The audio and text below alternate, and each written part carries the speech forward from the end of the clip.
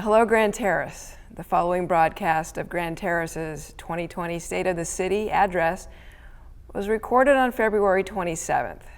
This was before the coronavirus pandemic, or COVID-19, struck our nation and our city, causing some of our local businesses to close and for many of us to have to stay home.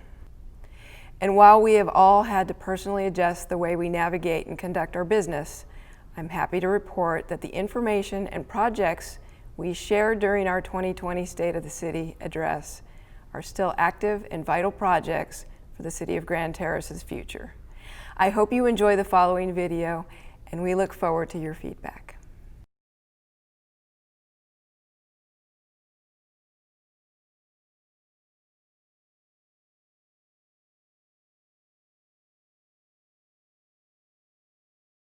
Music has dimmed. The lights are going to stay on. I'm so happy you're all here tonight.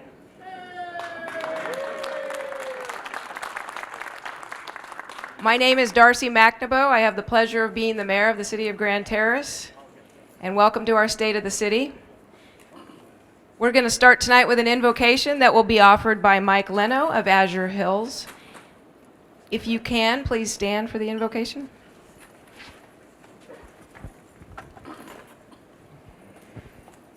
Our dear God, we thank you for this community. We are so grateful for the people here, for the opportunities you've given us. Lord, as we continue to build our community, may we be honest and compassionate. May we be ambitious but generous. May we be prosperous and not arrogant. Let us compete for each other, not against each other. Thank you for Mayor McNaboe and the entire city leadership. Bless them. Help us to cooperate with each other to make this place truly a prosperous and generous place. I thank you in Jesus' name. Amen. Amen. Thank you, Pastor Mike. If you would, please join me in the Pledge of Allegiance to our nation's flag. Ready? Begin.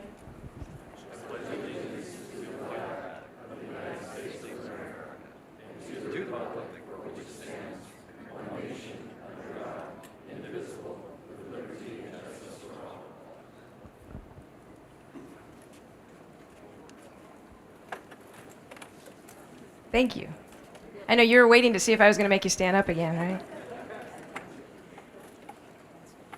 Actually, there will be some people that I'm going to ask to stand because there are a few people I want to introduce tonight. With me is my council colleagues. All four of them are here with me tonight. We'll start with Mayor Pro Tem Doug Wilson, Councilmember Sylvia Robles, Councilmember Bill Hussey, and Councilmember Jeff Allen. Flying in from Sacramento to make sure that she could be here tonight in her city, we have our Assemblymember Eloise Reyes.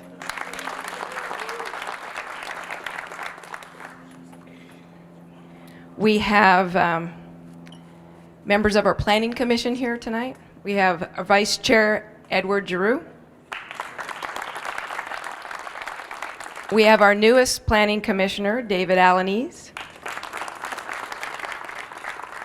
We have Park and Recreation Advisory Commission members here tonight.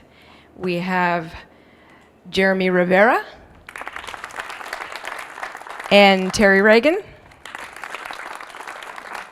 We have our new superintendent, Dr. Frank Miranda of the Colton Joint Unified School District. We have Colton Joint Unified School District Board Trustee, Bertha Aragon. And from the San Bernardino County from the San Bernardino County Fire Department, we have Assistant Fire Chief Dan Mejia. Now, without staff, I just recognized Senator Connie Leva's Field Representative Edgar Castellon. We have city staff that makes our city run, and for residents that are here, it's good for you to get to know them and understand the work that they're doing, but then also if there are things that you need, you know who to talk to. So we'll start with at the top of the pyramid, where the buck stops at the City Hall, is City Manager Harold Duffy. Assistant City Manager Cynthia Fortune. Our City Attorney, Adrian Guerra. Our Assistant City Attorney, Robert Koo. Our City Clerk, Deborah Thomas. Public Works Director, Alan French. I should have had you all do like one clap each, huh? And I can't stop now, so. Planning and Development Services Director, Steve Weiss. Executive Assistant to the City Manager, Josh Monzon. He put a lot of work into tonight. And we have a couple of management analysts, Todd Nakasaki and Shayna Jackson. I don't want to forget our maintenance workers who are working very hard tonight, Alex Capiz and Jorge Negrete. And our driver of our Silverliner bus, Jackie Guido. And our newest office specialist, David Ortiz. As a contract city, we do a lot of business with contract agencies for engineering services and many other things to help us augment our staff. We run with a lean staff and we do a lot of contracts. That's what we do in this city. That's why we're served by the sheriff. That's why we're served by the county fire. And so I just want to give a whole list of our consultants and contractors that are here. So if you would please hold your applause. We work with Interwest, Will Dan, MIG, T&B Planning, Hirsch and Associates, Michael Baker International, Lynn Merrill and Associates, St. Francis Electric, Albert A. Webb Associates, West Coast Arborist, HR Green Pacific, TKE Engineering, Burtech West Industries, On-Site Computing, and Alsher and Winder. And so please give them your applause.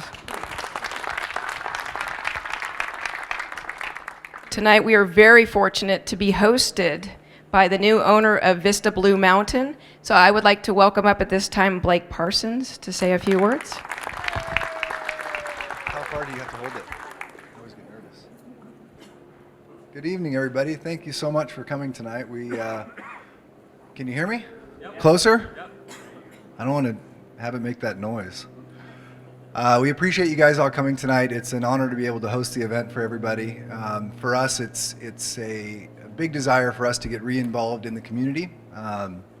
So we appreciate everybody coming. We appreciate you guys taking the time out of your days to be here. If anybody wants a tour, we're happy to walk people around. We really have some exciting plans for the community.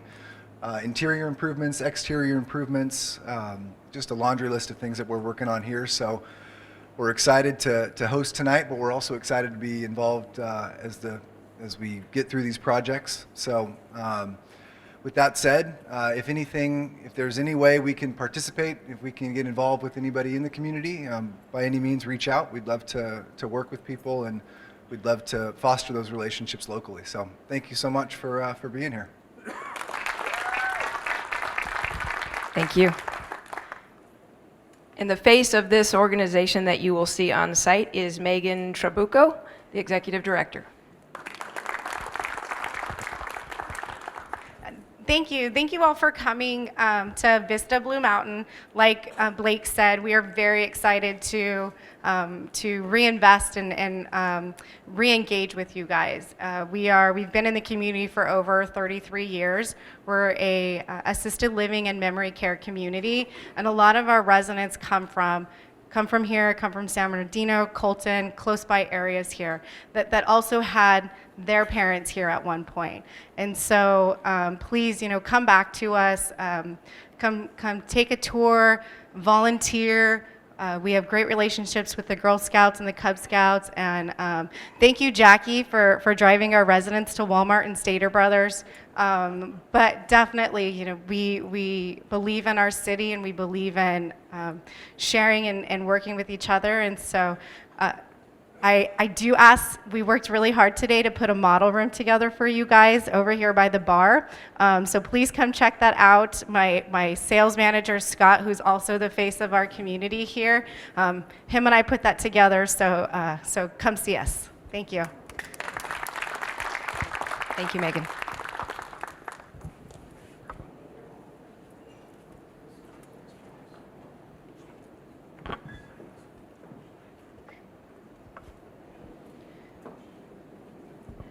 So the state of our city, we are doing very well.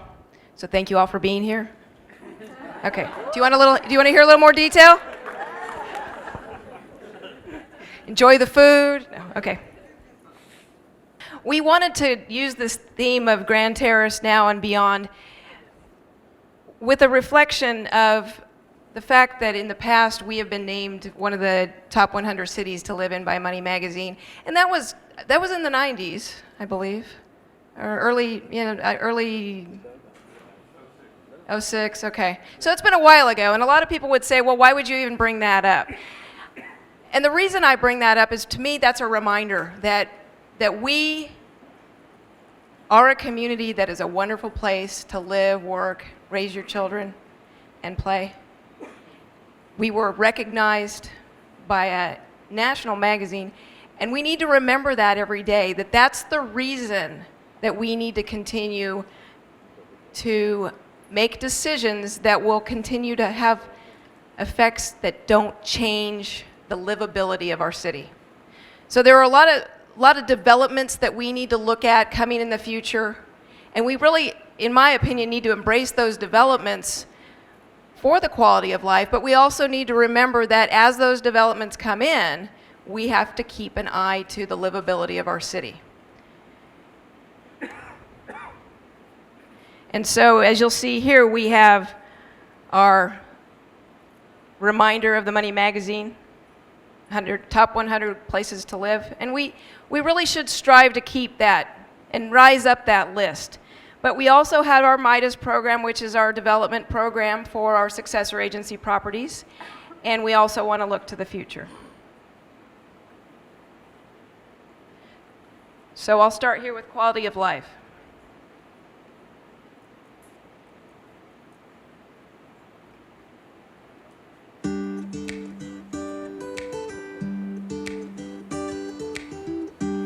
And no, I'm not going to sing.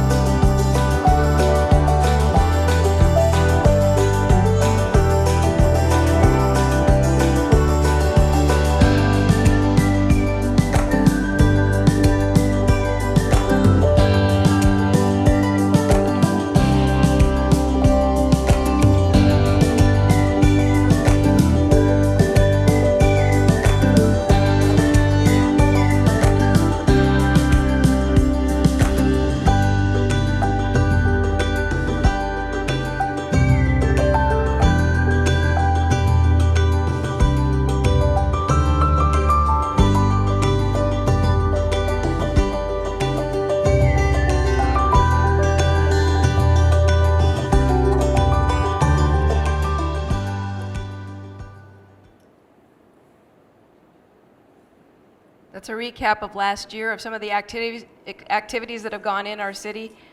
Many more that we didn't capture, especially when we talk about leagues, and we'll talk about those a little bit later on. But this really captures the essence of who we are as a community, and we want to remember the fun times and that it is about community and bringing community together.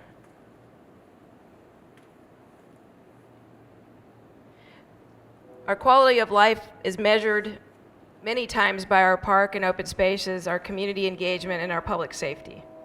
But we also want to look at our infrastructure today and what we need to plan for tomorrow, because that really does affect our quality of life. As much as the other things are a lot more exciting, the infrastructure, when it isn't managed and it's not maintained, goes to the bedrock of our community and the quality of life. It's something that you don't really notice, but you know that there's something off. So just starting with our parks and open space, we have a number of parks in our city that we're very lucky to have, both for human pleasure and for our animal companions. We have a place for our seniors. We have a place for our kids to play. We have a place to honor our veterans. And coming soon, thanks to our assembly member who has helped us with a $1.2 million earmark, we will have a Blue Mountain Trail in the near future. So thank you very much, Assembly Member, for your support. It's been a long time in coming. We've talked about it a lot, and we do have some planning done. We've been doing some engineering and some of the behind-the-scenes things that take a long time, where it seems like there's absolutely nothing going on. And I keep saying to Mr. Duffy, what is going on with that park? We're not doing anything. We're not doing anything. And he looks back at me and he says, but we are. We should be having community meetings soon. And so I'm eager to find the timeline, and I understand that should be coming. We also have to talk about our community engagement.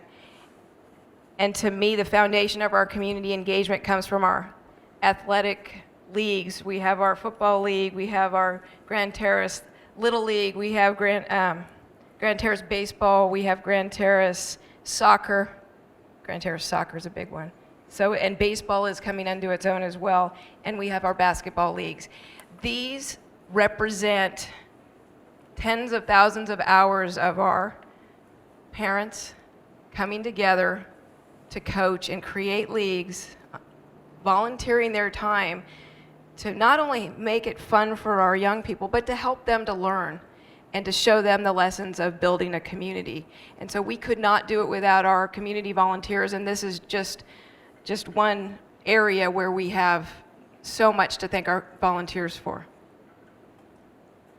Community engagement also involves some of the activities that you saw in the video. So we have our Hike Up Blue Mountain that is coming the second weekend in March, and that will be free to the public to come together to hike up our beautiful Blue Mountain. But we also have a lot of volunteer effort that puts a lot of energy into our country fair, our art show, Light Up Grand Terrace, our trunk or treat, Community Day, and all the other ones depicted up there. City staff puts in a lot of time, but it's really our volunteer groups that come together to make it something special and to add the enthusiasm and the energy. And it's a huge part of community engagement that adds to our quality of life. Many times we have people telling us there is nothing to do in Grand Terrace, so we did put together a community activities guide, because what we're finding is we have so many activities that we do throughout the year, but we haven't gotten the message out. So even though we use social media and we use email, we have our Channel 3, we have other methods of getting the message out, we decided to go old-fashioned and create a book and send it out to all of our residents so that they would have something to hold on to for those that we weren't reaching in the other methods. We also have our Silver Liner, which helps our seniors to be able to take part in some of these activities that they might not be able to take part in. And we partner with the San Bernardino County Library for our library services in our community center.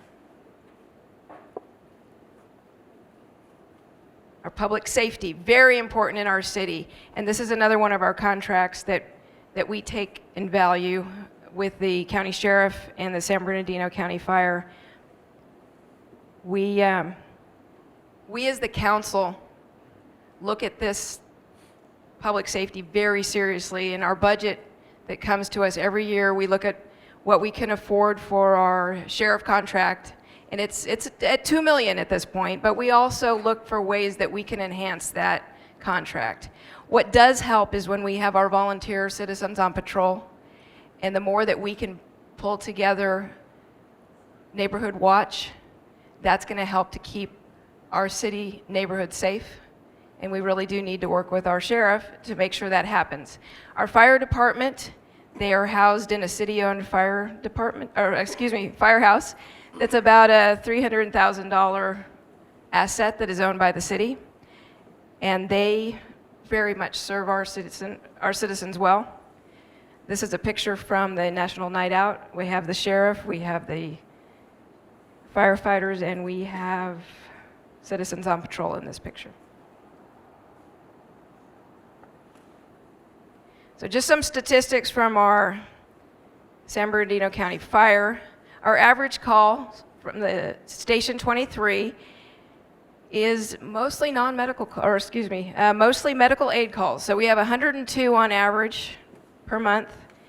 And then our non-medical calls or our fire-related calls, we have about 21 per month.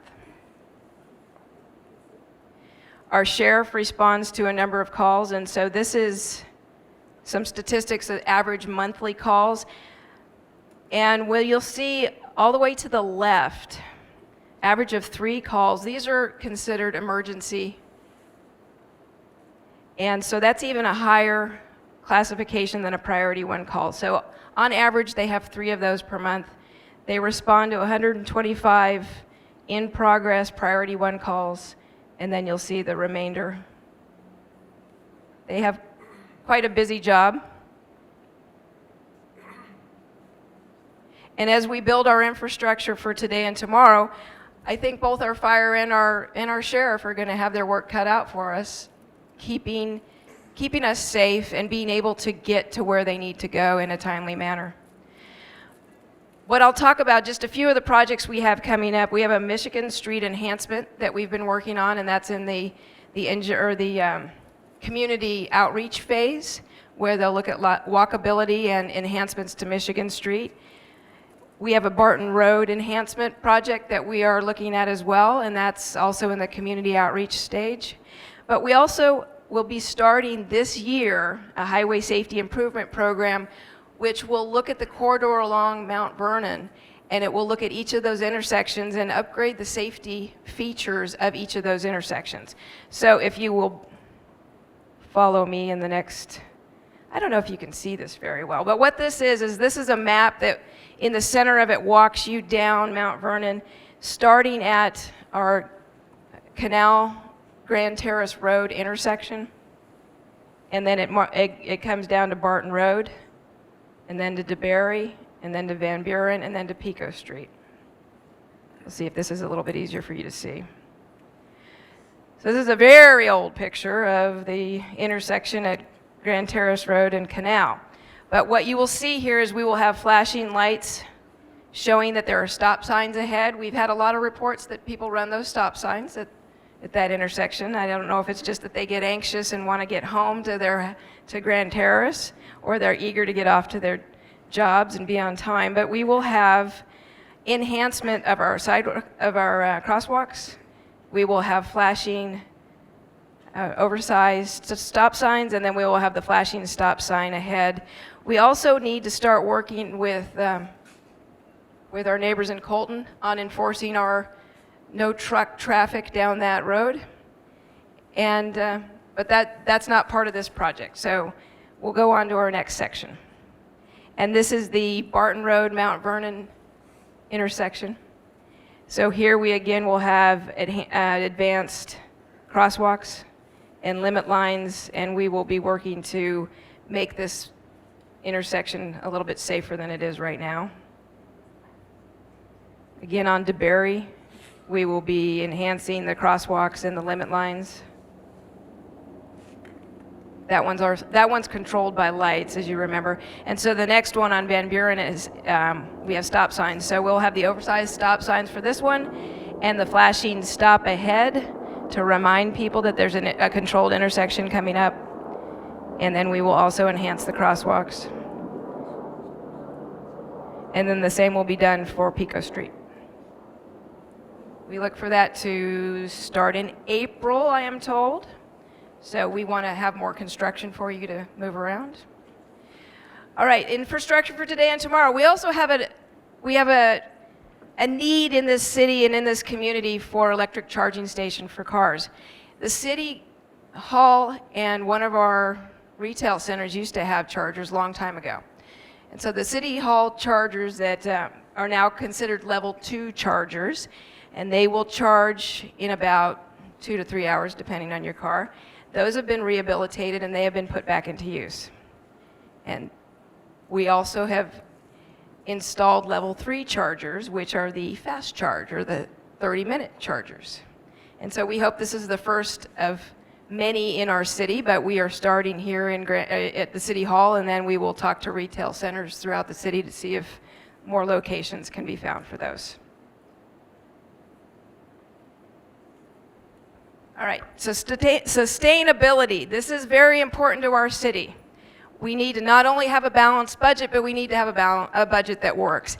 And my colleagues and I work very diligently to make sure that the projects that we are approving in our budgets are things that are necessary for the city. But we also look at ways to force the city staff to be as efficient as they can and to do as much as they can with what we have.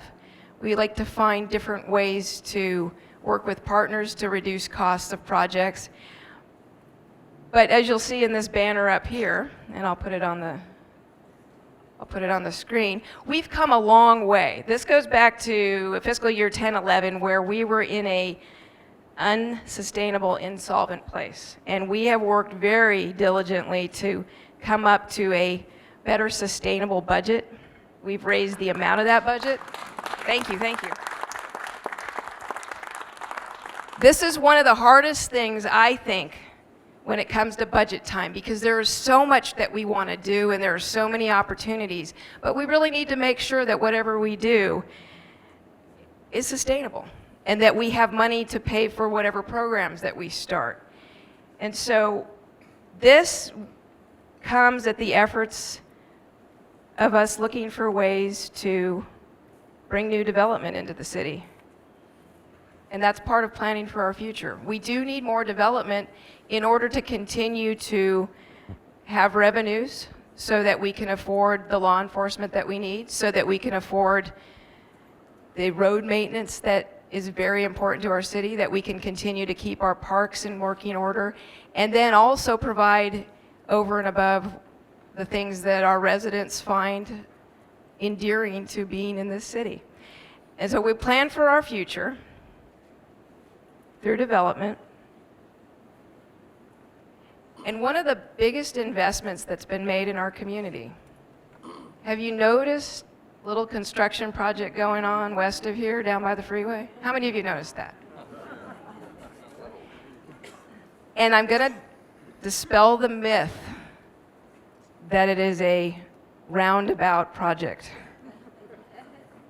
The project is actually an upgrade to our interchange. We have a bridge across our freeway that is higher so that trucks don't run into it. It's wider so that more traffic can pass by from each side of the freeway.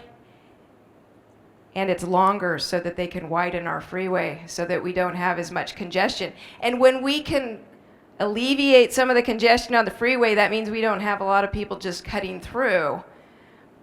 But it also means we need to have reasons for them to stop and stay. But I'll get to that in a minute. So here is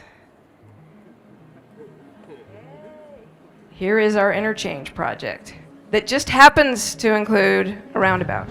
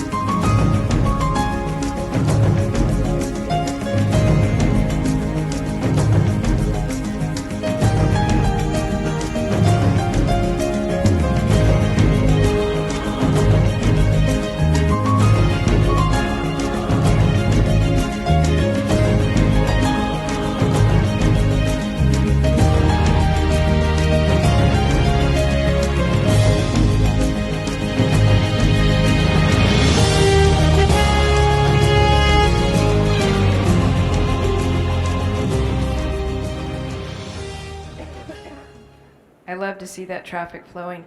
That represents over $105 million investment. And so we have our San Bernardino County Transportation Authority to thank for that. They went and found funding for us. We had some state funds, but they found some federal dollars for us as well. And that's really going to open up our city to the possibilities of retailers that want to come here. The retailers that we choose, but they will start to see, oh, it does make sense to come here now. There is a nice way to ease our way into the city. Another area for our development, as I mentioned the MIDAS program earlier, this is our Municipal Investment Development to Achieve Success. So it's the MIDAS program. How many of you have seen these signs on vacant lots in our city? And all but one have come down now. These were our successor agency properties. So we've sold a number of them. Developments are already going on them, and that's two things. One is immediately we sold the land, so the money comes back to the city.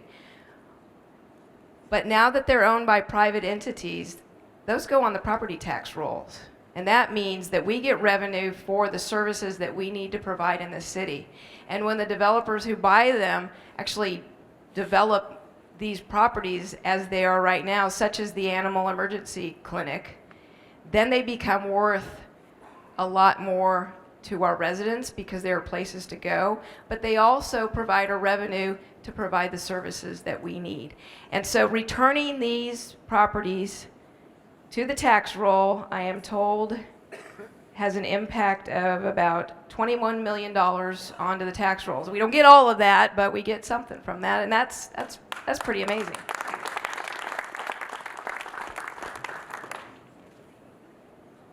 And so this is just a little bit of the program. We went out and we talked to developers. That's our groundbreaking at the Animal Emergency Clinic on one of the first properties that we did sell.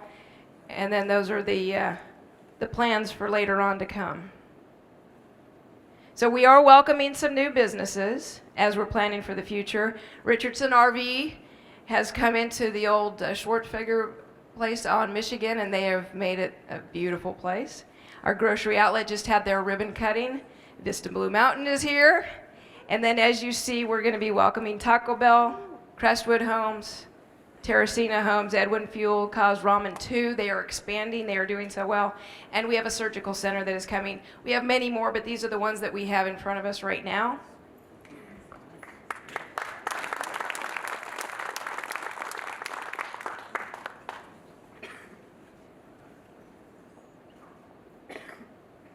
And I mentioned Edwin Fuels, so here's a nice little video to tell you a little bit about the plastic recycling to fuels that Edwin Fuels will be bringing to Grand Terrace.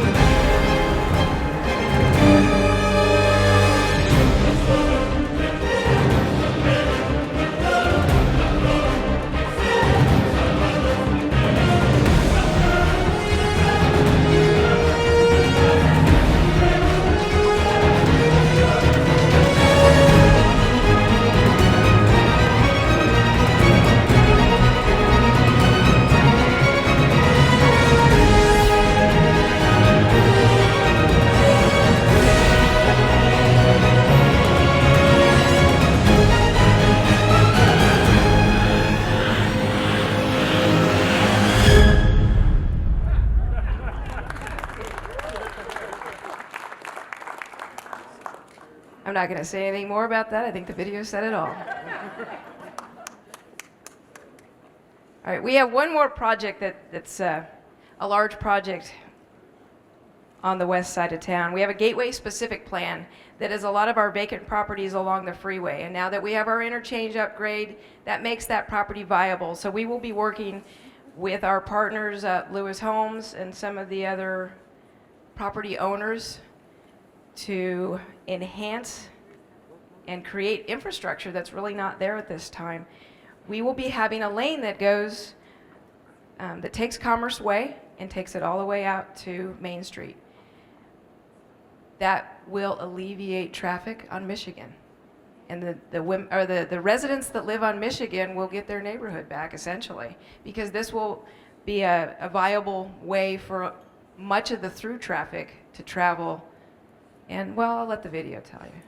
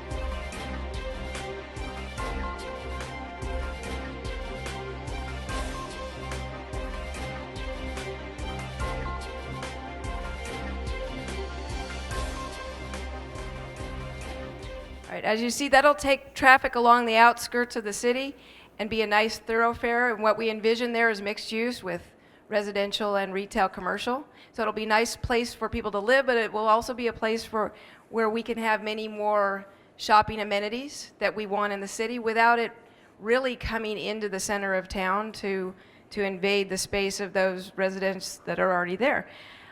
The video I started to play right before this is one of our latest developments, and that is along Barton Road. That is the area just west of here. There's just about a 5-acre parcel of land here, and the council has signed a purchase and sale agreement with the Greens Group. They are moving forward with the development, and so I'm going to take you back to that video because it shows you what they're envisioning. It still has to go through the planning process, and there are a lot of community meetings to come, but what they envision is something pretty special.